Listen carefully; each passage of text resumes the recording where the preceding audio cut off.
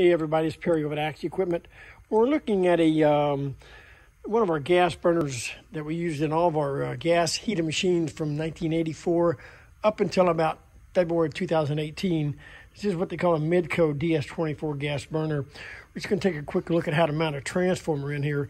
These require a 24-volt operating system.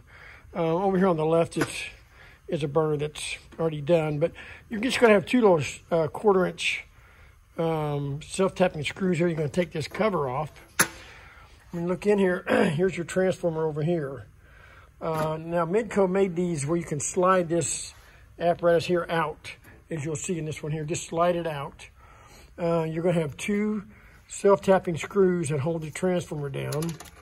They're right here. See them? 1, 2. So just get a long screwdriver and reach down there and take those self-tapping screws out. On the transformer, you're going to have an assortment of wires: a white, black, blue, orange, red, and yellow. You can see the red and the yellow wires are not used. They're just capped off. You're going to have a yellow wire. It's going to be your ground, which is going to go right here on your first terminal. You're going to have a blue wire, which is going to go over to your terminal here marked T, your first T on this board. Your black wire is going to go to number 1 here, and your neutral wire is going to go to terminal number 2. Now, when they come, you're going to have to get some terminals and clip them on the end of the wires. But once you get it all, put it back in there, just get your screws and mount the transformer back down. Make sure you don't pinch any wires. That's about as simple as that.